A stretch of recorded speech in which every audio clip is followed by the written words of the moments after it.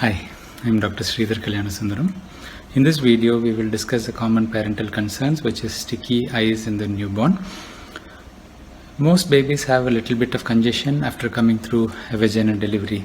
If you can imagine yourself staying upside down for a period of time, your full face will be flushed. This is called congestion, and obviously the baby who is coming head down is coming through the vaginal tract. There's a lot of pressure involved, squeezing effects involved. So it's very normal to have congestion of the eyes and the nose in the newborn period. So nasal block is another topic I'll discuss next. So nose and the eyes being congested in the first few days is very normal. So you would see a little stickiness when the baby is closing the eyes for a period of time. The mucus accumulates, this fluid accumulates, and you see greenish mucus sticking. It doesn't mean there is infection. If there is pus-like discharge, it might mean infection, and you may consider treating with antibiotic based on your pediatrician advice. However, majority of the time, cleaning it and observing is enough. A little massage in the inner margin of the eyes may help to clear the fluid. Subsequent to that, if the watering persists, then you start thinking in terms of nasolacrimal or tear duct blockage. So normally the tears are formed in the lacrimal duct, lacrimal gland in the upper eyelid, and they come down into the eyes. The tears are drained through the lacrimal puncta, which is inner margin of the eye, and then you have the nasolacrimal duct, which takes it to the nose. So the nasolacrimal duct is a fine tube, and it may be blocked in babies.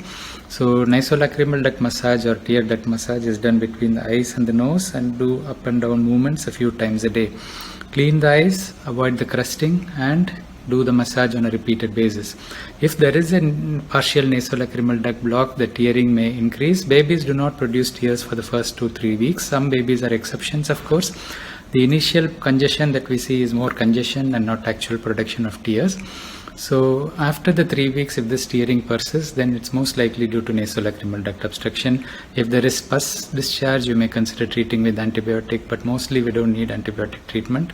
And whenever the baby has exposure to dust or has a cold or something, this gets aggravated, and you see the greenish mucus sticking to the eyes. If it's not aggravated, if the inside of the eyes is not red, mostly you don't need antibiotic treatment, and just cleaning and the massage is adequate. The massage needs to be ongoing because this doesn't clear usually even for a few months. The ophthalmologists do not intervene till around 9 months to 1 year of age, and they do probing through the nasolacrimal duct.